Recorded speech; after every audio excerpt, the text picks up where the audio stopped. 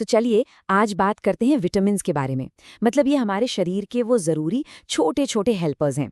आप इन्हें ऐसे समझ सकते हैं जैसे ये वो अनदेखे वर्कर्स हैं जो हमें हेल्दी और एक्टिव रखने के लिए पर्दे के पीछे लगातार काम करते रहते हैं।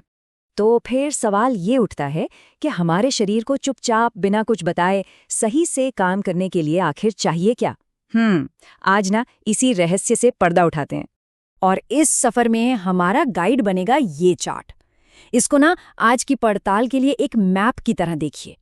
ये हमें बताएगा कि जब ये ज़रूरी हेल्पर्स, ये कार्यकर्ता गायब हो जाते हैं तो होता क्या है। तो चलिए शुरू करते हैं।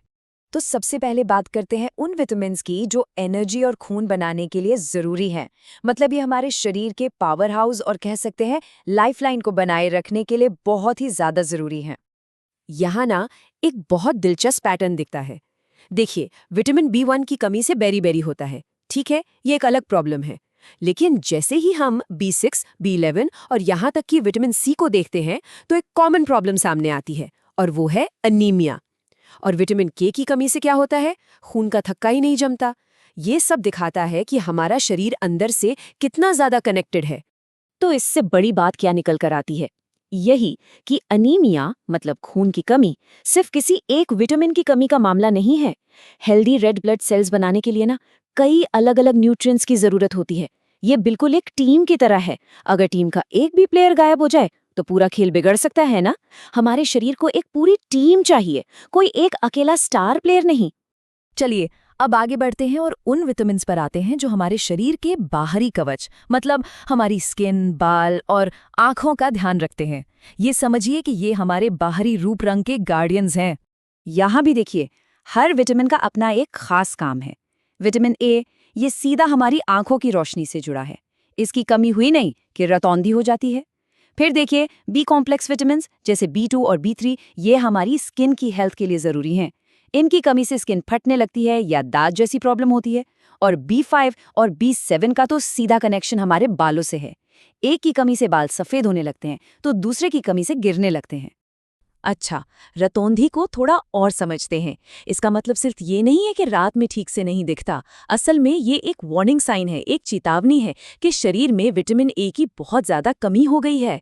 और ये विटामिन आँखों के लिए कितना ज़रूरी है ये तो हम जानते ही हैं। अब आते हैं हमारे शरीर के बिल्कुल बुनियादी ढांचे और उसके कम्युनिकेशन नेटवर्क पर, यानी हमारी हड्डियां और हमारा नर्वस सिस्टम। और यहाँ पर विटामिन्स का रोल और भी गहरा हो जाता है। इस ग्रुप में जो कमियां हैं उनके नतीजे काफ़ी गंभीर हो सकते हैं।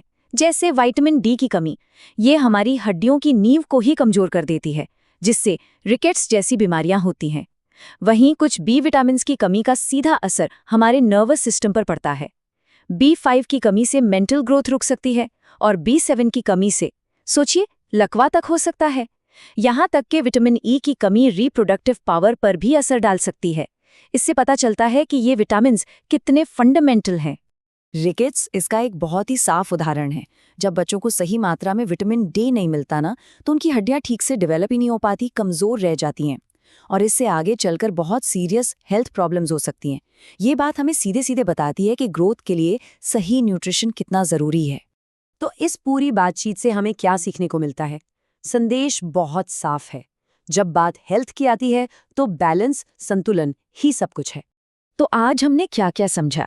हमने देखा कि हर विटामिन का शरीर में एक अलग खास काम होता है और किसी एक की भी कमी हो जाए तो असर एनर्जी से लेकर आंखों की रोशनी तक कहीं भी पड़ सकता है। हमने ये भी जाना कि एनीमिया जैसी प्रॉब्लम किसी एक विटामिन की वजह से नहीं बल्कि कई अलग अलग विटामिन्स की कमी से भी हो सकती है। ये सारी बातें एक ही तरफ इशारा करती हैं।